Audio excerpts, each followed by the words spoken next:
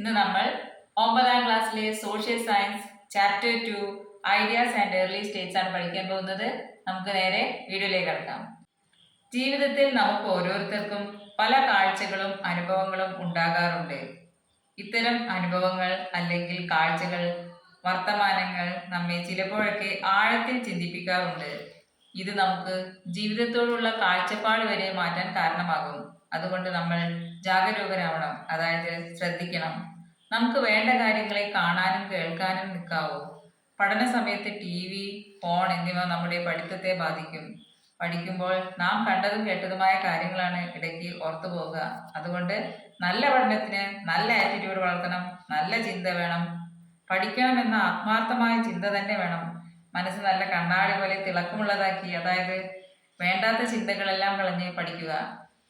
സിദ്ധാർത്ഥ രാജകുമാരൻ എങ്ങനെ ഗൗതമ ബുദ്ധനായി? അദ്ദേഹത്തിന്റെ വഴിയോര കാഴ്ചകൾ അദ്ദേഹത്തെ സന്യാസത്തിലെത്തിച്ചു. 6ാം നൂറ്റാണ്ടിൽ ജീവിച്ച ഫിലോസഫേഴ്സ് ആണ് Buddha, Confucius, Zarathustra, Heraclitus. India, China, Iran, Greece എന്നിവിടങ്ങളിലെ ഈ ഫിലോസഫേഴ്സിന്റെ ആശയങ്ങൾ ലോകം മുഴുവൻ പരന്നു. പുതിയ മാറ്റങ്ങൾ എക്കണോമിക്, പൊളിറ്റിക്കൽ ഫീൽഡിൽ ഉണ്ടായി. ഒരു ന്യൂ പൊളിറ്റിക്കൽ സിസ്റ്റം വരെ ഉണ്ടാവാൻ ഇടയായി. ഇന്ത്യയിൽ ഗംഗാ തടാകത്തിലാണ് പുതിയ ഐഡിയാസിന് തുടക്കമിട്ടത്. ഇതിന് കാരണം അവിടുത്തെ മെറ്റീരിയൽ കണ്ടീഷൻ ആയിരുന്നു. ഏതൊക്കെ ഘടകങ്ങളാണ് ഈ മെറ്റീരിയൽ കണ്ടീഷൻ ഗംഗാ ബേസിൽ ഉണ്ടാക്കിയത്? ഒന്നാമത്തത് ഇരുമ്പിന്റെ വ്യാപകമായ ഉപയോഗം. ആവശ്യങ്ങൾക്ക് എല്ലാവരും ഇരുമ്പ് ഉപയോഗിക്കാൻ തുടങ്ങി. കൃഷി ഉൽപാദനം കൂടി. കച്ചവടം, സിറ്റികൾ മുതലായവ ഉണ്ടായി. ആളുകൾ വേദിക് റിച്വൽസ് ആയ ആനിമൽ സാക്രിഫൈസിന് എതിരായിരുന്നു. 6th സെഞ്ച്വറി BC ഇരുമ്പായുധങ്ങളുടെ ഉപയോഗം കൂടി. നമുക്കറിയാം, ആയുധങ്ങൾ കൃഷിയെ വളരെയധികം സഹായിച്ചു. അപ്പോൾ അഗ്രികൾച്ചറൽ പ്രൊഡക്ഷൻ കൂടി. പ്രൊഡക്ഷൻ ആവശ്യത്തിലധികം ഉണ്ടായാൽ നാം സാധാരണ എന്തു ചെയ്യും? വിൽക്കും. അങ്ങനെ ട്രേഡ് വളർന്നു. ആളുകൾ ഒത്തുകൂടുന്നതും സെറ്റിൽ ചെയ്യുന്നതും വർദ്ധിച്ചപ്പോൾ അത് ക്രമേണ സിറ്റീസായി. അതായത് ഇരുമ്പിന്റെ കണ്ടുപിടുത്തം മനുഷ്യന്റെ ആശയങ്ങളെ വരെ പിടിച്ചുകുലുക്കി. ആനിമൽ സാക്രിഫൈസിന് എതിരായിരുന്നു ഗംഗാ ബേസിനിൽ താമസിച്ചിരുന്നവർ. കാരണം കൃഷിക്കാവശ്യമായ കന്നുകാലികളെയാണ് സാക്രിഫൈസ് ചെയ്യേണ്ടി വന്നിരുന്നത്. ഇത് ആളുകളെ വേദിക് ആചാരങ്ങൾക്കെതിരെ ചിന്തിക്കാൻ പ്രേരിപ്പിച്ചു. വൈശ്യർ ട്രേഡിലൂടെ കൂടുതൽ സാമ്പത്തികമായി മുന്നോട്ട് വരികയും സമൂഹത്തിൽ ഉയർന്ന സ്ഥാനവും നേടി. അതായത് വൈശ്യാസും ഗഹപതീസും സമൂഹത്തിൽ ഉന്നത സ്ഥാനങ്ങളിലായിരുന്നു. കച്ചവടം വഴി നല്ല മെറ്റീരിയൽ പ്രോഗ്രസ് ഇവർക്ക് ഉണ്ടായിരുന്നു. അതുപോലെ ഫിനാൻഷ്യലി നല്ല പൊസിഷനിലായിരുന്നു. ഈ സമയത്താണ് ബുദ്ധിസവും ജൈനിസവും ഫോമുലേറ്റ് ചെയ്തത്, അതായത് ഉടലെടുത്തത്. ഗഹപതീസിന്റെയും വൈശ്യാസിന്റെയും സപ്പോർട്ട് രണ്ട് മതങ്ങൾക്കും ലഭിച്ചു. ജൈന മതത്തെക്കുറിച്ച് നമുക്ക് പഠിക്കാം. ജൈനമതത്തെ സപ്പോർട്ട് ചെയ്തവരാണ് ഗഹപതീസും അതുപോലെ വൈശ്യാസും എന്ന് നമ്മൾ നേരത്തെ പറഞ്ഞു. ജൈനമതത്തിലെ 24 തീർത്ഥങ്കരന്മാരിൽ 24ാമത്തെ തീർത്ഥങ്കരനാണ് വർദ്ധമാന മഹാവീരൻ. തീർത്ഥങ്കര എന്നാൽ one who attained wisdom through asceticism, അതായത് സന്യാസത്തിലൂടെ ജ്ഞാനം നേടിയവൻ, അറിവ് നേടിയവൻ എന്നാണ് തീർത്ഥങ്കരയുടെ അർത്ഥം. അങ്ങനെ 24 തീർത്ഥങ്കരന്മാരിൽ 24ാമത്തെ തീർത്ഥങ്കരനാണ് വർദ്ധമാന മഹാവീരൻ. 1ാമത്തെ തീർത്ഥങ്കരനാണ് ഋഷഭദേവ. അത് കഴിഞ്ഞ് 24ാമത്തെ തീർത്ഥങ്കരനായ വർദ്ധമാന മഹാവീരൻ, അദ്ദേഹത്തിന് തൊട്ടു മുമ്പുള്ള തീർത്ഥങ്കരനായ പാർശ്വനാഥൻ്റെ ആശയങ്ങളും തൻ്റെയും ആശയങ്ങൾ ചേർത്താണ് ജൈനമത ആശയങ്ങൾ പ്രചരിപ്പിച്ചിരുന്നത്. വർദ്ധമാന മഹാവീരൻ്റെ ജന്മസ്ഥലം വൈശാലിയിലായിരുന്നു. അദ്ദേഹം ജിന എന്ന പേരിലും അറിയപ്പെട്ടിരുന്നു. പാവ അഥവാ പാറ്റ്നയുടെ അടുത്ത് വെച്ചാണ് മഹാവീരൻ നിർവാണയിലെത്തിയത്. അതായത് നിർവാണ എന്നാൽ എന്താണ്? A place of perfect piece and happiness like heaven. അപ്പം സ്വർഗം പോലെ അവിടെ സമാധാനവും സന്തോഷവും ഉണ്ടാവുക, അങ്ങനെയുള്ള ഒരു അവസ്ഥയിലേക്ക് എത്തിപ്പെട്ടു. ഏറ്റവും ഉയർന്ന ഒരു പൊസിഷനാണ്. അങ്ങനെയുള്ള ഒരു പൊസിഷനിലേക്ക് അദ്ദേഹം അറ്റൈൻ ചെയ്തത്, അങ്ങനെ ഒരു അവസ്ഥ പ്രാപിച്ചത് പാറ്റ്ന അഥവാ പാവ എന്ന സ്ഥലത്ത് വെച്ചായിരുന്നു. ഈ ലോകത്ത് എല്ലാത്തിനും ജീവനുണ്ട്, അല്ലെ? Everything has life in this world. Do not harm any living being. ഒരു ജീവനുള്ള വസ്തുക്കളെ നമ്മൾ വേദനിപ്പിക്കരുത്. Birth and rebirth are determined on the basis of karma. ഓരോരുത്തരുടെയും കർമ്മത്തിനനുസരിച്ചായിരിക്കും ജനനവും അതുപോലെ പുനർജനനവും, വീണ്ടും ജനിക്കുക, അതും ഓരോരുത്തരുടെ കർമ്മത്തിനനുസരിച്ചായിരിക്കും. ഈ 3 തത്വങ്ങളുമാണ് ജൈനിസത്തിൻ്റെ ഡോക്ട്രിൻസ് അഥവാ തത്വങ്ങൾ. വർത്തമാന Mahavira denied the authenticity of Vedas. അദ്ദേഹം വേദങ്ങളെ തള്ളിപ്പറഞ്ഞുകൊണ്ട് 3 പ്രിൻസിപ്പിൾസ് ആണ് പറഞ്ഞിട്ടുള്ളത്. അവ ത്രിരത്നാസ് എന്ന പേരിൽ അറിയപ്പെടുന്നു. അതായത് right belief, right knowledge and right action. ശരിയായ വിശ്വാസം, ശരിയായ അറിവ്, ശരിയായ പ്രവൃത്തി. ഇതാണ് മോക്ഷത്തിലേക്ക് എത്തിക്കുന്ന 3 കാര്യങ്ങൾ. അവയെ ത്രിരത്ന, 3 രത്നങ്ങൾ എന്നതാണ് അദ്ദേഹം വിശേഷിപ്പിച്ചത്, അല്ലെങ്കിൽ അദ്ദേഹം പറഞ്ഞിട്ടുള്ളത്. Mahavira shared his ideas with the people in പ്രാകൃത ലാംഗ്വേജ്. പ്രാകൃത ഭാഷയിലാണ് അദ്ദേഹം തൻ്റെ ആശയങ്ങൾ ജനങ്ങളിലേക്ക് പങ്കുവച്ചത്. ജൈനിസം പ്രകാരം മങ്സ് ആൻഡ് നൺസിന് ചില വോസ്, അതായത് ചില ശബ്ദങ്ങൾ ജീവിതത്തിൽ പാലിക്കേണ്ടതുണ്ടായിരുന്നു. അവ ഏതൊക്കെയാണ്? Don't kill anything, don't steal, don't lie, don't own property and practise celibacy. ഈ 5 കാര്യങ്ങൾ എന്തൊക്കെയാണ്? നമ്മൾ കക്കാൻ പാടില്ല, കളവ് പറയാൻ പാടില്ല, മറ്റുള്ളവരുടെ പ്രോപ്പർട്ടി, വസ്തുവകകൾ നമ്മൾ അപഹരിക്കരുത്, അതുപോലെ ബ്രഹ്മചര്യം അനുഷ്ഠിക്കുക. ഈ 5 കാര്യങ്ങളായിരുന്നു ജൈനമതത്തിലെ മങ്സ് ആൻഡ് നൺസിന്, അതായത് സന്യാസിനിമാർക്ക് ചെയ്യേണ്ടിയിരുന്നത്, അല്ലെങ്കിൽ ജീവിതത്തിൽ ഉടനീളം കൊണ്ട് നടക്കേണ്ട 5 ശബ്ദങ്ങൾ. Later 2 sets were formed in Jainism. ജൈനിസത്തിൽ 2 വിഭാഗങ്ങളായി പിന്നീട് അത് മാറി, Svetambaras and Digambaras. The principles of non-violence emphasized by Jainism has influenced Indian philosophy. Indian ഫിലോസഫിയെ വളരെയധികം സ്വാധീനിച്ച ഒരു ആശയമായിരുന്നു നോൺ വയലൻസ്. ജൈനമതക്കാരുടെ നോൺ വയലൻസ് ആണ് ഇന്ത്യൻ ഫിലോസഫിയെ വളരെയധികം സ്വാധീനിച്ചത്. Jainism which spread to different parts of India came to Kerala also. ഇപ്പോൾ കേരളത്തിലും ജൈനമതം വന്നിരുന്നു, അല്ലെങ്കിൽ പ്രചരിച്ചിരുന്നു.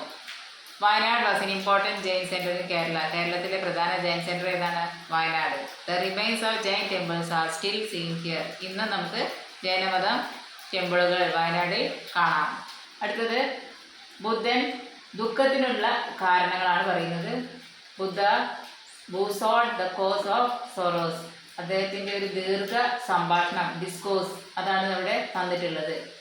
ദിഗനികായയിലാണ് ആ ഒരു ലോങ്ങസ്റ്റ് ഡിസ്കോഴ്സ് തന്നിട്ടുള്ളത്. അദ്ദേഹം ഒരു യുവാവിന് പറഞ്ഞു കൊടുക്കുന്ന കാര്യങ്ങളാണ്.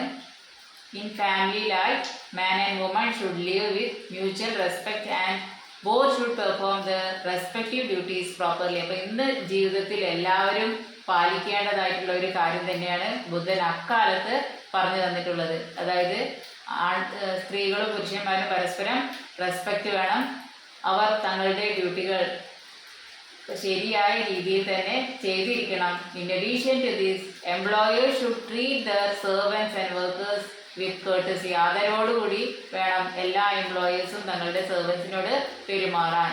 ദേ should not be given task beyond the strength. അവരുടെ ശക്തിക്ക് അല്ലെങ്കിൽ അവരുടെ സ്ട്രെങ്ത്തിന് പറ്റാത്ത രീതിയിലുള്ള പ്രവൃത്തികൾ അവർക്ക് കൊടുക്കരുത്. സെർവൻസിൻ്റെ സ്ട്രെങ്ത്തിനനുസരിച്ചുള്ള വർക്ക് മാത്രമേ അവർക്ക് കൊടുക്കാൻ പാടുള്ളൂ. വർക്കേഴ്സിന് adequate food and fair wages. അവർക്ക് ശരിയായ കൂലിയും ഭക്ഷണവും നൽകണം. They should be cared for in times of sickness and infirmity. അവർക്ക് ക്ഷീണവും അസുഖങ്ങളൊക്കെ വന്നിട്ടുണ്ടെങ്കിൽ അതിന് വേണ്ടുന്ന ശ്രദ്ധ നമ്മൾ എന്തായാലും കൊടുത്തിരിക്കണം. The workers on their part should be satisfied with their fair wages and work well and maintain the dignity of their employer. അതുപോലെ ജോലിക്കാർ തിരിച്ച് തങ്ങളുടെ എംപ്ലോയറിന് ശരിയായ രീതിയിൽ തന്നെ വർക്ക് ചെയ്തു കൊടുക്കണം. അവരുടെ വേജസ് എല്ലാം ഫെയർ ആണല്ലോ, അപ്പോൾ അതുകൊണ്ട് തിരിച്ചിട്ടുള്ള അവരുടെ പ്രവർത്തനവും ശരിയായ രീതിയിലുള്ളതായിരിക്കണം.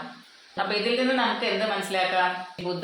ബുദ്ധയുടെ ടീച്ചിങ്സ്, പ്രിൻസിപ്പിൾസ് എല്ലാം വളരെ സിമ്പിളാണ്, അതുപോലെ പ്രാക്ടിക്കലാണ്. പ്രായോഗികമായിട്ടുള്ള ഒരു പ്രിൻസിപ്പിൾസും സിമ്പിളായിട്ടുള്ള ഒരു പ്രിൻസിപ്പിൾസുമാണ് ബുദ്ധയുടെ teachings. He rejected the Vedas. അദ്ദേഹം വേദങ്ങളെ റിജക്റ്റ് ചെയ്തിരുന്നു. വേദകാലത്ത് നിങ്ങൾക്കറിയാം, യാഗങ്ങളൊക്കെ, സാക്രിഫൈസസ്, ജീവികളെ എന്താ പറയുക, സാക്രിഫൈസ് ചെയ്യുന്ന രീതിയൊക്കെ ഉണ്ടായിരുന്നു, കാസ്റ്റ് സിസ്റ്റം ഒക്കെ ഉണ്ടായിരുന്നു. അദ്ദേഹം ഈ 2 കാര്യങ്ങളെയും റിജക്റ്റ് ചെയ്തു, എതിർത്തു. His concept of ahimsa was suitable to the new condition in the Ganga basin. അപ്പം അദ്ദേഹത്തിൻ്റെ ഏറ്റവും വലിയ ഒരു പ്രധാന കൺസെപ്റ്റ് എന്താണ്? അഹിംസ, ഒന്നിനെയും കൊല്ലാൻ പാടില്ല. അത് തന്നെയാണല്ലോ ജൈനമതത്തിലും പറഞ്ഞിട്ടുള്ളത്. അതുപോലെ തന്നെ ബുദ്ധമതക്കാരും അഹിംസയ്ക്ക് കൂടുതൽ പ്രാധാന്യം നൽകിയിരുന്നു. അപ്പോൾ ഈ ഒരു കണ്ടീഷൻ, അഹിംസ കണ്ടീഷൻ ഗംഗാ ബേസിന് വളരെയധികം സ്യൂട്ടബിൾ ആയിരുന്നു. കാരണം കന്നുകാലികളെയൊക്കെ സാക്രിഫൈസ് ചെയ്ത് കഴിഞ്ഞാൽ പിന്നെ കൃഷിയെ അത് ബാധിക്കും. അതുകൊണ്ട് ഗംഗാ ബേസിനിൽ താമസിച്ചിരുന്നവർ ഈ ഒരു ആശയം സ്വീകരിച്ചു. കാറ്റിൽ were needed in agriculture to prepare land for cultivation and to carry goods. But cattle were killed in large number of yagas. This adversely affected agriculture and transportation of goods. അപ്പോൾ നമ്മൾ നേരത്തെ ഇത് പറഞ്ഞിട്ടുള്ള കാര്യമാണ്. ഗംഗാ ബേസിനുള്ളവർ എന്തുകൊണ്ട് ജൈനമതം ബുദ്ധമതം ആശയങ്ങളെ വളരെയധികം സ്വീകരിച്ചു? കാരണം അവർ ജീവിച്ചിരുന്നത് കന്നുകാലികളെ വളർത്തി കൃഷി ചെയ്തായിരുന്നു. അപ്പോൾ കന്നുകാലികൾ ഇല്ലാതായാൽ പിന്നെ അവരെ കൃഷിയെ തന്നെ അത് ബാധിക്കും. അതുകൊണ്ട് അവർ വേദകാലത്തിലെ ആശയങ്ങളെ വളരെയധികം എതിർത്തിരുന്നു. Buddha's stance against sacrifices attracted those who were engaged in agricultural activities. Buddha spread his idea in Pali. അപ്പോൾ നമ്മൾ നേരത്തെ പറഞ്ഞ ഒരു കാര്യം എന്താണ്? ജൈനമതത്തിൽ വർദ്ധമാന മഹാവീരൻ ആശയങ്ങൾ പ്രചരിപ്പിച്ചിരുന്നത് പ്രാകൃത ഭാഷയിലായിരുന്നു. എന്നാൽ ബുദ്ധൻ ആശയങ്ങൾ പ്രചരിപ്പിച്ചത് പാലി ഭാഷയിലാണ്. Pali the language of common people, സാധാരണക്കാരൻ്റെ ഭാഷയാണ് പാലി. അപ്പോൾ ഇതുവഴി ആശയങ്ങൾ ജനങ്ങളിലേക്ക് എത്തിച്ചു. അഗ്രികൾച്ചറൽ ആക്ടിവിറ്റീസ് ചെയ്തവരെല്ലാം ബുദ്ധയെ വളരെയധികം സപ്പോർട്ട് ചെയ്തു. അദ്ദേഹത്തിൻ്റെ ആശയങ്ങളെ വളരെയധികം സപ്പോർട്ട് ചെയ്തു. കാരണം അന്ന് നിലനിന്നിരുന്ന സാക്രിഫൈസും കാസ്റ്റ് സിസ്റ്റമാണ് ജനങ്ങളെ ബുദ്ധമതത്തിൻ്റെ ആശയങ്ങൾ സ്വീകരിക്കാൻ തയ്യാറായത്. ഗൗതമ ബുദ്ധയുടെ യഥാർത്ഥ പേര് സിദ്ധാർത്ഥ എന്നായിരുന്നു. സിദ്ധാർത്ഥ രാജകുമാരനാണല്ലോ പിന്നീട് ഗൗതമ ബുദ്ധനായി മാറിയത്. Born in Lumbini in Nepal. Kapilavastu Lumbini, നേപ്പാളിലുള്ള കപിലവസ്തു ലുംബിനിയിലായിരുന്നു ജന്മം. അപ്പോൾ നമ്മൾ നേരത്തെ പഠിച്ചു വൈശാലിയിലാണ് മഹാവീരൻ ജനിച്ചത് അല്ലേ? അതുപോലെ ബുദ്ധ ജനിച്ചത് ലുംബിനിയിലാണ്. He attained enlightenment at Bodh Gaya in Bihar. Buddha enlightenment നേടിയ സ്ഥലമാണ് ബീഹാറിലുള്ള Bodh Gaya. He delivered his first sermon. ആദ്യത്തെ പ്രഭാഷണം നടത്തിയത് എവിടെയാണ്? Sarnath. He attained nirvana at Kushinara. അപ്പോൾ കുശിനരയിൽ വെച്ചിട്ടാണ് അദ്ദേഹം നിർവാണ പ്രാപിച്ചത്. നമ്മൾ മുമ്പ് പഠിച്ചിട്ടുണ്ട് മഹാവീരൻ നിർവാണ പ്രാപിച്ച എവിടെയാണ്? പാവ, അതായത് പാറ്റ്ന. അടുത്ത ബുദ്ധൻ്റെ പ്രിൻസിപ്പിൾസ്. എന്തെല്ലാമാണ് ബുദ്ധൻ്റെ പ്രിൻസിപ്പിൾസ്? നമ്മൾ ജൈനമതത്തിൻ്റെ പ്രിൻസിപ്പിൾസ് ഡോക്ട്രിൻസ് എന്തൊക്കെയാണെന്ന് നേരത്തെ പഠിച്ചു കഴിഞ്ഞു. ഒന്നിനെ ഉപദ്രവിക്കാൻ പാടില്ല, ഈ ലോകത്ത് എല്ലാത്തിനും ജീവനുണ്ട്, അതുപോലെ ബർത്ത് ആൻഡ് റീബർത്ത് ഡിറ്റർമിൻ ചെയ്യുന്നത് ഒരാളുടെ കർമ്മത്തിനനുസരിച്ചാണെന്നൊക്കെ നമ്മൾ പഠിച്ചിട്ടുണ്ട്. ഇവിടെ ബുദ്ധയുടെ പ്രിൻസിപ്പിൾ എന്താണെന്ന് നോക്കാം. എന്താണ്? Life is full of sorrows. ജീവിതം മുഴുവൻ സങ്കടങ്ങൾ നിറഞ്ഞതാണ്. ആ സങ്കടങ്ങൾക്ക് കാരണം എന്താണ്? ആഗ്രഹമാണ് സങ്കടങ്ങൾക്ക് കാരണം. അപ്പോൾ ആഗ്രഹം നയിച്ചു കഴിഞ്ഞാൽ സങ്കടങ്ങൾ ഇല്ലാതാകും. അപ്പോൾ ഇത് നേടുന്നുണ്ടെങ്കിൽ നമ്മൾ എന്ത് ചെയ്യണം? അഷ്ടാംഗമാർഗ ഫോളോ ചെയ്യാനാണ് ബുദ്ധ പറയുന്നത്. എന്താണ് ഈ Ashtangamarga? Right vision, right intention, right speech, right action, right livelihood, right effort, right awareness and right meditation. ഈ അഷ്ടാംഗമാർഗ ഫോളോ ചെയ്യുക വഴി നമുക്ക് ജീവിതത്തിലുള്ള ദുഃഖങ്ങളെല്ലാം ഇല്ലാതാക്കാം. അപ്പം ദുഃഖത്തിനുള്ള ഒരു പരിഹാര മാർഗമാണ് Ashtangamarga. It is known as middle path. Ashtangamarga middle path എന്നും കൂടെ അറിയപ്പെടുന്നു. ബുദ്ധമതം നിലനിന്നിരുന്നു എന്നതിനുള്ള തെളിവാണ് സ്തൂപാസ്. സെമി സർക്കുലർ ഷേപ്പിലുള്ള ബിൽഡിങ്ങുകളാണ് സ്തൂപാസ്. സാഞ്ചി, സാരനാഥ് എന്നിവയാണ് പ്രധാനപ്പെട്ട സ്തൂപാസ്. ബുദ്ധന്റെ ഭൗതികാവശിഷ്ടങ്ങൾ അല്ലെങ്കിൽ അദ്ദേഹം ഉപയോഗിച്ച വസ്തുക്കൾ നിലനിന്നിരുന്ന സ്ഥലങ്ങളിൽ നിർമ്മിക്കപ്പെട്ട ബിൽഡിങ്ങുകളാണ് സ്തൂപാസ്. ഇവ കൊത്തുപണികൾ കൊണ്ട് വളരെ മനോഹരമാണ്. ബുദ്ധമതം പ്രചരിപ്പിച്ച സന്യാസികളാണ് Sanghas. All people were admitted to the Sanghas regardless of caste and gender. ജാതി മത ഭേദമില്ലാതെ അല്ലെങ്കിൽ സ്ത്രീ പുരുഷ ഭേദമില്ലാതെ ആർക്കും ഇതിൽ ഈ സംഘത്തിൽ ചേരാൻ സാധിച്ചിരുന്നു. Womens of the Sanghas were known as Bhikshunis. സ്ത്രീകളെ ഭിക്ഷുണീസ് എന്നും പുരുഷന്മാരെ ഭിക്ഷൂസ് എന്നുമാണ് വിളിച്ചിരുന്നത്. Decisions were made in the Sangha through discussions and opinions of the majority. അവർ ചർച്ച ചെയ്ത് അതിൽ മെജോറിറ്റി പറയുന്ന കാര്യങ്ങളാണ് തീരുമാനങ്ങളായി എടുത്തിരുന്നത്. Buddha describes the monastic order thus: just as river flows into the ocean and becomes one, once a person becomes a member of Buddhist Sangha, that person loses his her name, forgets the caste, rank and family. ഒരു കടലിൽ നദികൾ എത്തിച്ചേർന്ന് കഴിഞ്ഞാൽ നദികളെല്ലാം ഒന്നായി കടലായി മാറും. അതുപോലെ ഈ സംഘാസിൽ എത്തിക്കഴിഞ്ഞാൽ ഓരോരുത്തർക്കും അവരുടെ പേരും അവരുടെ ഫാമിലി, കാസ്റ്റ് ഇതെല്ലാം മാറും. ജൈനിസം രണ്ട് വിഭാഗങ്ങളായതുപോലെ തന്നെ, അതായത് ജൈനിസം ശ്വേതംബര ദിഗംബര എന്ന് രണ്ടായി പിരിഞ്ഞതുപോലെ ബുദ്ധിസവും രണ്ടായി സ്പ്ലിറ്റ് ചെയ്തു. ഹീനയാന, മഹായാന എന്നിവയായിരുന്നു ആ രണ്ട് വിഭാഗങ്ങൾ. The followers of Mahayana worshipped Buddha as God. മഹായാനയിൽ ഫോളോ ചെയ്ത അല്ലെങ്കിൽ മഹായാന വിഭാഗക്കാർ ബുദ്ധനെ ദൈവമായിട്ടാണ് കണ്ടിരുന്നത്. ഇന്ത്യൻ കൾച്ചറിന് വളരെയധികം സംഭാവനകൾ ബുദ്ധിസം നൽകിയിട്ടുണ്ട്. അതുപോലെ സംഘാസിന്റെ പല പ്രവർത്തനങ്ങളും ഇന്ത്യൻ സമൂഹത്തിൽ ഡെമോക്രസി എന്ന ആശയം വളർത്തുന്നതിനും ജീവിതത്തിൽ മൂല്യങ്ങൾ ഉണ്ടാക്കുന്നതിനും സഹായകമായിട്ടുണ്ട്. ഇന്ത്യയിൽ നിലനിന്നിരുന്ന ബുദ്ധിസം മറ്റ് പല സ്ഥലങ്ങളിലേക്കും, Sri Lanka, China, Japan, Burma, Myanmar, Tibet അങ്ങനെ പല സ്ഥലങ്ങളിലേക്കും സ്പ്രെഡ് ചെയ്തിട്ടുണ്ട്. ഇതുവഴി ആൻഷ്യന്റ് ഇന്ത്യയെക്കുറിച്ച് ലോകരാജ്യങ്ങൾ അറിയാൻ ഇടയാക്കി. കേരളത്തിൽ ജൈനമതം സ്പ്രെഡ് ചെയ്തിരുന്ന കാര്യം നമ്മൾ നേരത്തെ പഠിച്ചല്ലോ. അതായത് വയനാട്ടിലാണ് ജൈനമത വിശ്വാസികൾ കൂടുതലുണ്ടായിരുന്നതും ജൈനമത അമ്പലങ്ങൾ അവിടെ ഉണ്ടായിരുന്നതും നമ്മൾ നേരത്തെ കണ്ടു കഴിഞ്ഞു. അതുപോലെ ബുദ്ധമതം കേരളത്തിലും വളരെയധികം പ്രചാരണം ഉണ്ടായിരുന്നു. ബുദ്ധമതത്തിന് കേരളത്തിലും പ്രചാരണം ഉണ്ടായിരുന്നു. അതായത് ബുദ്ധമത വിശ്വാസങ്ങൾ കേരളത്തിൽ നിലനിന്നിരുന്നു. അതിനുള്ള ഒരു തെളിവാണ് മണിമേഖലൈ എന്ന തമിഴ് വർക്കിൽ മണിമേഖലൈ എന്ന അതിലുള്ള കഥാപാത്രം, ഹീറോയിൻ ബുദ്ധിസത്തിനെ വളരെയധികം ഇഷ്ടപ്പെട്ടിരുന്നു എന്ന കാര്യം. Buddha statues and some other remains have been found from various places in Kerala. കേരളത്തിലെ പല ഭാഗങ്ങളിൽ നിന്നും ബുദ്ധന്റെ സ്റ്റാച്യൂസ് ഒക്കെ കിട്ടിയിട്ടുണ്ട്. അതുപോലെ ചില വാക്കുകൾ, മലയാളത്തിലെ ചില വാക്കുകൾ അല്ലെങ്കിൽ സ്ഥലങ്ങളുടെ പേരുകളെല്ലാം തന്നെ ബുദ്ധിസ്റ്റ് ഇൻഫ്ലുവൻസ് ഉള്ളതാണെന്ന് നമുക്ക് കാണാൻ കഴിയും. 6-ാം നൂറ്റാണ്ടിൽ several schools of thought form ചെയ്തു. ഈ തരത്തിലുള്ള പല ചിന്താഗതികളുടെ ഒരു സമ്മേളനമാണ് ഇന്ത്യൻ കൾച്ചർ. അത്തരത്തിലുള്ള ഒന്നായിരുന്നു മെറ്റീരിയലിസം. അജിത കേശവാമ്പലിൻ ആയിരുന്നു ഇതിൻ്റെ promulgator. He was a contemporary of Buddha. ബുദ്ധയുടെ കാലത്ത് ജീവിച്ചിരുന്ന സമകാലികനാണ്, അതായത് അതേ കാലത്ത് ജീവിച്ചിരുന്ന ആളാണ് Ajita Keshakambalin. The materialist opine that all religious practices are meaningless.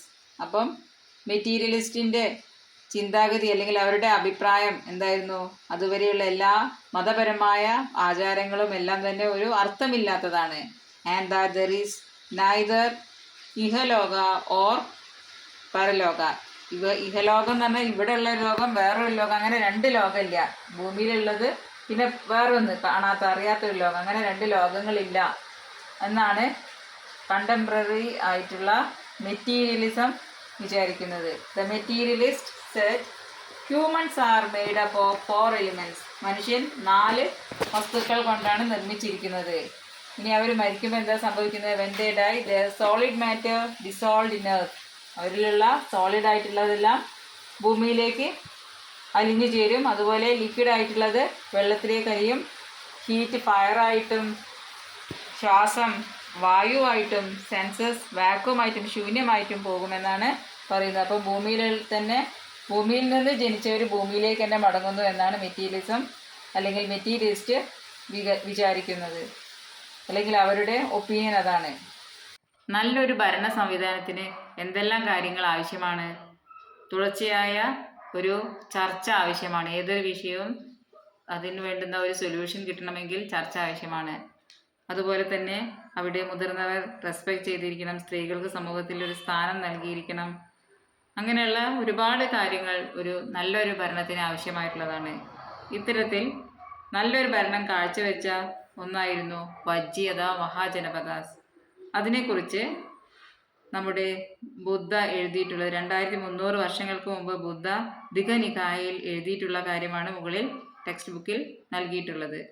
As long as such decisions are taken together after discussion, as long as they work together. അപ്പോൾ എത്രമാത്രം നമ്മൾ ഒരു കാര്യം തീരുമാനിക്കുന്നതിന് മുമ്പ് ചർച്ച ചെയ്യുന്നു, അതുപോലെ തന്നെ ഒന്നിച്ച് ജോലി ചെയ്യുന്നു, അതേപോലെ മുതിർന്നവരെ നമ്മൾ റെസ്പെക്റ്റ് ചെയ്യുന്നു, supported and listen to carefully, അവരെ സപ്പോർട്ട് ചെയ്യുക, അവർ പറയുന്ന കാര്യങ്ങൾ ലിസൺ ചെയ്യുക.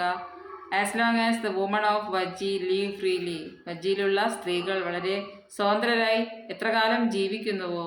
As long as the places of worship in villages and cities exist, വില്ലേജസിലും സിറ്റീസിലും വേർഷിപ്പ് സെൻറ്റേഴ്സ് എത്ര കാലം നിലനിൽക്കുന്നു.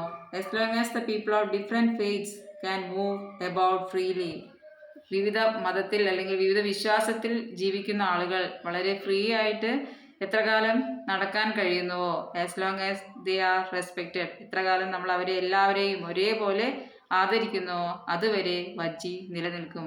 അപ്പോൾ അതാണ് ബുദ്ധ തൻ്റെ ദിഘനികായിൽ എഴുതിയിട്ടുള്ള കാര്യം. ഇതിൽ നിന്ന് അക്കാലത്തെ ഭരണ സംവിധാനങ്ങളെക്കുറിച്ച് നമുക്ക്, അല്ലെങ്കിൽ അഡ്മിനിസ്ട്രേറ്റീവ് സിസ്റ്റത്തിനെ കുറിച്ച്, വജ്ജിയിലുള്ള അഡ്മിനിസ്ട്രേറ്റീവ് സിസ്റ്റത്തിനെ കുറിച്ച് നമുക്ക് മനസ്സിലാക്കാൻ സാധിക്കും.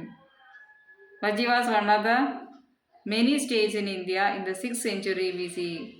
ഒരുപാട് സ്റ്റേറ്റ്സ് അന്ന് ഉണ്ടായിരുന്നു. അതിലൊന്നാണ്, പ്രധാനപ്പെട്ട ഒരു മഹാജനപദയാണ് വജ്ജി. 6ാം നൂറ്റാണ്ടിലുള്ള ഒരു മഹാജനപദയാണ് വജ്ജി. കഴിഞ്ഞ വർഷം നമ്മൾ മഹാജനപദാസിനെ കുറിച്ചും ജനപദാസിനെ കുറിച്ചുമെല്ലാം പഠിച്ചിട്ടുണ്ട്.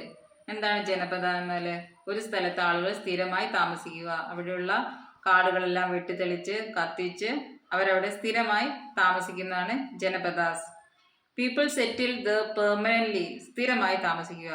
This is how Janapadas were formed. Later Vedas refer to various Janapadas. അപ്പം വേദങ്ങളിൽ എന്താ പറയുക, വേദകാലത്തിന് ശേഷം ജനപദാസിനെ കുറിച്ച് നമുക്ക് ഒരുപാട് മനസ്സിലാക്കാൻ, ആ ബുക്കുകളിൽ നിന്ന് നമുക്ക് മനസ്സിലാക്കാൻ സാധിക്കും. കാരണം അക്കാലത്ത് ആളുകൾ ഒരു സ്ഥലത്ത് സ്ഥിരമായി താമസിക്കാൻ തുടങ്ങി. കാരണം അവർക്ക് കൃഷിയോടും ഭൂമിയോടും ഒരു പ്രത്യേക അറ്റാച്ച്മെൻറ്റ്, ഒരു അടുപ്പം തോന്നി. സ്ഥിരമായ ഒരു സ്ഥലത്ത് താമസിച്ചപ്പോൾ അവർക്ക് കൃഷിയോടും ഭൂമിയോടും വളരെയധികം അറ്റാച്ച്മെൻറ്റ് തോന്നി. അങ്ങനെയാണ് ഫോം ചെയ്തിട്ടുള്ളത്, സ്റ്റേറ്റുകളെല്ലാം ഫോം ചെയ്തിട്ടുള്ളത്. ആളുകൾ സ്ഥിരമായ ഒരു സ്ഥലത്ത്, ഒരു കൂട്ടം ആളുകൾ ഒരു സ്ഥലത്ത് സ്ഥിരമായി താമസിച്ചപ്പോൾ അവർക്ക് ആ ഭൂമിയോടുള്ള അറ്റാച്ച്മെൻറ്റാണ് പിന്നീട് ഒരു വലിയ രാഷ്ട്രം തന്നെ സൃഷ്ടിച്ചത്. വേദിക് പീരീഡിൽ ട്രൈബൽ സോഷ്യൽ സിസ്റ്റമായിരുന്നു നിലനിന്നിരുന്നത്. ആ കാലഘട്ടത്തിലുള്ള ട്രൈബ്സിനെയാണ് ജന എന്ന് പറയുന്നത്. The tribes of the Vedic period were known as jana. മുമ്പേ നമ്മൾ പഠിച്ചിട്ടുണ്ട്, അഗ്രികൾച്ചർ വളരെയധികം വ്യാപിച്ചിരുന്നു.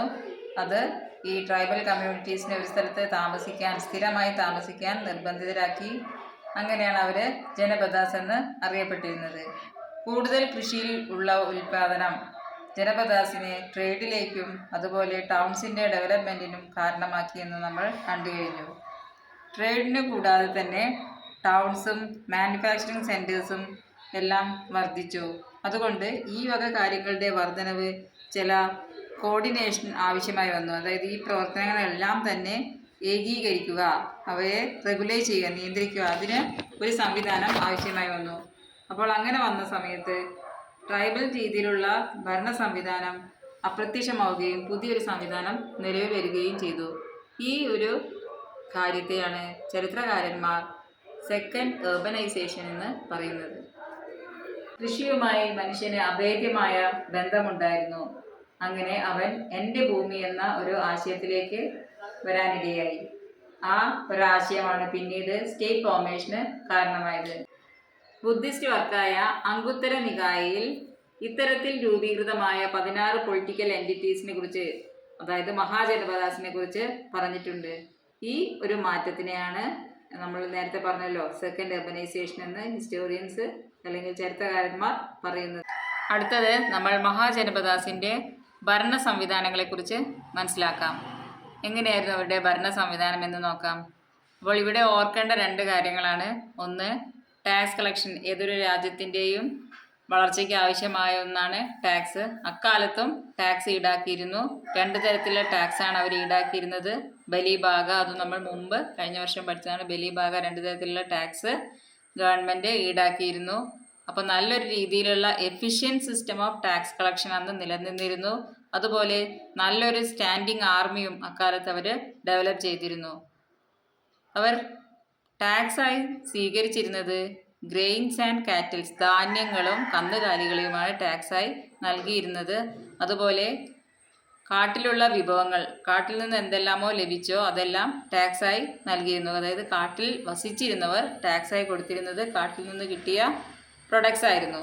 അതുപോലെ ആർട്ടിസൻസ്, കലാകാരന്മാർ രാജാവിന് വേണ്ടി ഒരു നിശ്ചിത ദിവസം, ഒരു ഫിക്സഡ് ഡേയ്സിൽ അവർ രാജാവിൻ്റെ കൊട്ടാരത്തിൽ താമസിച്ച് അവിടെ വേണ്ടുന്ന ജോലികളെല്ലാം ചെയ്തിരുന്നു. അതായിരുന്നു അവരുടെ ടാക്സ്. ഭരണ സംവിധാനങ്ങൾ നടത്തിയിരുന്നത് ഒരു കൂട്ടം ഒഫീഷ്യൽസ് ആയിരുന്നു. അതായത് പല ഒഫീഷ്യൽസ് ആയിരുന്നു ഭരണ സംവിധാനങ്ങൾ അല്ലെങ്കിൽ ഭരണകാര്യങ്ങൾ നടത്തിയിരുന്നത്. ഈ കാര്യങ്ങൾ ശതപഥ ഭ്രമണയിൽ പറഞ്ഞിട്ടുണ്ട്. സേനാനി, പുരോഹിത, ഗ്രാമിണി എന്നിവർ സഹായികളായി രാജാവിന് ഉണ്ടായിരുന്നു. അതുപോലെ മഹാജനപദയ്ക്ക് അവരുടേതായ കോട്ടകളും ക്യാപിറ്റൽ സിറ്റീസും ഉണ്ടായിരുന്നു. മഗധയുടെ ഉത്ഭവം അല്ലെങ്കിൽ മഗധ സാമ്രാജ്യം എങ്ങനെ ഉടലെടുത്തു എന്ന് നോക്കാം. 16 ജനപദാസും ഡോമിനൻസിന് വേണ്ടി പരസ്പരം യുദ്ധം ചെയ്തിരുന്നു. അപ്പോൾ ഈ യുദ്ധം ചെയ്തതിൽ മഗധയാണ് അൾട്ടിമേറ്റ് വിന്നർ. എങ്ങനെയാണ് മഗധ അൾട്ടിമേറ്റ് വിന്നർ ആയത്? മഗധ നല്ല ഫെർട്ടൈൽ ആയിട്ടുള്ളതും നല്ലവണ്ണം റെയിൻഫോൾ കിട്ടുന്നതുമായ ഒരു പ്രദേശമായിരുന്നു. അവിടെ ഒരുപാട് അയൺ ഓറിൻ്റെ ഡെപ്പോസിറ്റ് ഉണ്ടായിരുന്നു. അതുകൊണ്ട് തന്നെ iron needed for tools and weapons was readily available in that region. ആ പ്രദേശത്ത് ടൂൾസ് ആൻഡ് വെപ്പൺസ് ഉണ്ടാക്കുന്നതിന് അയൺ വളരെയധികം ലഭിച്ചിരുന്നു. Elephants were an important factor in wars in those days. ആ കാലഘട്ടത്തിൽ യുദ്ധം ചെയ്യുന്നതിന് ആനകളെ ഉപയോഗിച്ചിരുന്നു. അപ്പോൾ ധാരാളം ആനകളെ കാടുകളിൽ നിന്ന് മഗധയ്ക്ക് ലഭ്യമായിരുന്നു. ഇത് മഗധ സാമ്രാജ്യം അല്ലെങ്കിൽ ഒരു മഗധൻ വിക്ടറിക്ക്, യുദ്ധത്തിൽ മഗധ ജയിക്കുന്നതിന് കാരണമായി. ഗംഗയും അതിൻ്റെ ട്രിബ്യൂട്ടറീസ് വഴി സാധനങ്ങൾ ട്രാൻസ്പോർട്ട് ചെയ്യാൻ വളരെ എളുപ്പമായിരുന്നു. Magadha had efficient rulers like Bimbisara and Ajatashatru. മഗധയ്ക്ക് ബിംബിസാര, അജാതശത്രു തുടങ്ങിയ നല്ല എഫിഷ്യൻ്റ് ആയിട്ടുള്ള റൂളേഴ്സും ഉണ്ടായിരുന്നു. മഗധ സാമ്രാജ്യം പിന്നീട് മൗര്യ സാമ്രാജ്യമായി മാറി. എങ്ങനെയാണെന്ന് നോക്കാം. മഗധയിൽ ഒരുപാട് ഡൈനാസ്റ്റീസ് ഉണ്ടായിരുന്നു. പല രാജവംശങ്ങളും മഗധ ഭരിച്ചിരുന്നു. ആര്യങ്ക, ശിശുനാഗ, നന്ദ ഡൈനാസ്റ്റി മഗധ ഭരിച്ച പല ഡൈനാസ്റ്റീസാണ് അല്ലെങ്കിൽ പല രാജവംശങ്ങളാണ്. ഇതിൽ നന്ദ ഡൈനാസ്റ്റിയിൽ ധനാനന്ദയെ തോൽപ്പിച്ച് ചന്ദ്രഗുപ്ത മൗര്യൻ മൗര്യ സാമ്രാജ്യം സ്ഥാപിച്ചു. മൗര്യ സാമ്രാജ്യത്തെക്കുറിച്ച് നമുക്ക് പല രീതിയിൽ മനസ്സിലാക്കാൻ സാധിക്കും. മെഗസ്തനീസിൻ്റെ പാടലിപുത്രത്തെക്കുറിച്ചിട്ടുള്ള അഭിപ്രായവും അതേപോലെ കൗടില്യൻ്റെ അർത്ഥശാസ്ത്രവും അശോകൻ്റെ കോയിൻസ്, ഇൻസ്ക്രിപ്ഷനും എല്ലാം തന്നെ നമുക്ക് മൗര്യ സാമ്രാജ്യത്തെക്കുറിച്ച് വിവരങ്ങൾ നൽകുന്ന മാർഗങ്ങളാണ് അല്ലെങ്കിൽ സ്രോതസ്സുകളാണ്. Arthashastra and സപ്താംഗ theory. അപ്പോൾ നമ്മൾ മുമ്പ് 8ാം ക്ലാസ്സിൽ പഠിച്ച കാര്യമാണ് അർത്ഥശാസ്ത്ര. ആ അർത്ഥശാസ്ത്ര എഴുതിയത് ആരാണെന്നും അതിലുള്ള കാര്യങ്ങൾ നമ്മൾ ഓൾറെഡി പഠിച്ചതാണ്. എന്നാലും നമുക്ക് ഒന്നും കൂടെ എന്താണെന്ന് നോക്കാം. കൗടില്യൻ്റെ അർത്ഥശാസ്ത്രമാണ് മൗര്യ സാമ്രാജ്യത്തെക്കുറിച്ച് വിവരങ്ങൾ നൽകുന്ന ഒരു പ്രധാന ഹിസ്റ്റോറിക്കൽ ഡോക്യുമെൻ്റ്. മൈസൂരിലെ ആർക്കിയോളജിക്കൽ ലൈബ്രറി ഡിപ്പാർട്ട്മെൻറ്റിലെ ആർ ശ്യാമശാസ്ത്രിക്ക് തഞ്ചാവൂരിലെ ഒരു സ്കോളറിൽ നിന്നും ലഭിച്ചതാണ് കൗടില്യൻ്റെ അർത്ഥശാസ്ത്ര. 1907 1907 ശ്യാമശാസ്ത്രി ഇത് പബ്ലിഷ് ചെയ്തു. ഈ പുസ്തകത്തിന് 15 ചാപ്റ്റേഴ്സ് ആണുള്ളത്. This work has 15 chapters. Arthashastra refers that a kingdom rest on 7 components or Saptangas. 7 കാര്യങ്ങളാണ് ഒരു ഗവൺമെൻറ്റിന് വേണ്ടുന്ന അല്ലെങ്കിൽ ഒരു രാജ്യത്ത് ഒരു രാജ്യവംശത്തിന് വേണ്ടുന്ന പ്രധാനപ്പെട്ട 7 ഘടകങ്ങളാണ് അതിൽ പറഞ്ഞിട്ടുള്ളതാണ്. നമ്മൾ മുമ്പ് പഠിച്ചതാണിത്. സ്വാമി, അമാത്യ, ജനപദ, ദുർഗ, കോശ, ദണ്ഡ, മിത്ര. അപ്പോൾ ഈ 7 ഘടകങ്ങളും ഒരു കിങ്ഡത്തിന് ഏറ്റവും ആവശ്യമാണ്. അതിനെ ബേസ് ചെയ്തിട്ടാണ് ആ രാജവംശം നിലനിൽക്കുന്നത്. മൗര്യ സാമ്രാജ്യത്തിലെ പ്രധാന ഭരണാധികാരിയാണ് അശോക. കലിംഗ ആക്രമിച്ച് കീഴടക്കിയ ശേഷം അദ്ദേഹം യുദ്ധം ചെയ്യുന്നത് ഒഴിവാക്കി. ഇന്നത്തെ ഒഡീഷയാണ് കലിംഗ. അങ്ങനെ മൗര്യ സാമ്രാജ്യം എക്സ്പാൻഡഡ് ആയി, അതായത് വലുതായി. നേപ്പാളിലെ റുമിന്ദയിലെ ഇൻസ്ക്രിപ്ഷൻ നോക്കൂ. ബുദ്ധശാക്യമുനി ജനിച്ച സ്ഥലം പിന്നീട് വേർഷിപ്പ് സെൻ്ററായി മാറി. ദേവാനാം പിയദാസി കിരീടധാരണത്തിന് 20 വർഷത്തിന് ശേഷം ശാക്യമുനിയുടെ ബർത്ത് പ്ലേസിൽ വരികയും ആരാധിക്കുകയും ചെയ്തു. ഒരു ഗ്രേറ്റ് പേഴ്സന്റെ ജന്മസ്ഥലമാണെന്ന് കാണിക്കാൻ അവിടെ ഒരു സ്തൂപം സ്ഥാപിച്ച് ചുറ്റും കരിങ്കൽ മതിൽ കെട്ടി. ടാക്സ് ആയ ബലിയിൽ നിന്നും ലുംബിനിയിലെ ആളുകൾ അങ്ങനെ ഒഴിവാക്കപ്പെട്ടു. പക്ഷേ വിളവിന്റെ 1/8 ഭാഗം 1/8 ഭാഗം അവർക്ക് ഭാഗയായി നൽകണമായിരുന്നു. അടുത്തത് നമുക്ക് മൗര്യ റൂൾ. മൗര്യ ഭരണം എങ്ങനെയാണെന്ന് നോക്കാം. മൗര്യ സാമ്രാജ്യം വിശാലമായതാണെന്ന് അല്ലെങ്കിൽ വലുതായി എന്ന് നാം പഠിച്ചു. പല സ്റ്റേറ്റുകളായി ഭരണ സൗകര്യത്തിന് വേണ്ടി ഡിവൈഡ് ചെയ്തിട്ടുള്ളതായിരുന്നു നമ്മുടെ രാജ്യം. എല്ലാ സ്റ്റേറ്റ്സിനും ക്യാപിറ്റൽ ഉണ്ട്. മൗര്യ കിങ്ഡവും ഡിവൈഡ് ചെയ്തിരുന്നു. പല പ്രൊവിൻസസ് ആയി ഡിവൈഡ് ചെയ്യപ്പെട്ടതായിരുന്നു അവ. ഗവർണേഴ്സ് ആയിരുന്നു കൺട്രോൾ ചെയ്തിരുന്നത്. പ്രൊവിൻസസ് കൺട്രോൾ ചെയ്തത് ഗവർണേഴ്സ് ആയിരുന്നു. എംപറസിന്റെ നേരിട്ടുള്ള കൺട്രോളിലായിരുന്നു മൗര്യൻ ക്യാപിറ്റലായ പാടലിപുത്ര. അശോകൻ ഇൻസ്ക്രിപ്ഷൻ. ഇവിടെ നമുക്ക് എന്താണ് ഇൻസ്ക്രിപ്ഷൻ? കല്ലുകളുടെ മുകളിൽ എഴുതപ്പെട്ട കാര്യങ്ങളാണ് ഇൻസ്ക്രിപ്ഷൻസ്. അപ്പോൾ ഒരുപാട് കല്ലുകളിൽ എഴുതപ്പെട്ട ലിഖിതങ്ങൾ ഇന്ത്യയുടെ പല ഭാഗങ്ങളിൽ, ഇന്ത്യൻ സബ് കോണ്ടിനെൻ്റിൻ്റെ പല ഭാഗങ്ങളിൽ നിന്നും ലഭിച്ചിട്ടുണ്ട്. അവ ബ്രഹ്മി, ഖരോഷ്ടി, അരാമിക് ലിപികളിലാണ് എഴുതിയിരുന്നത്.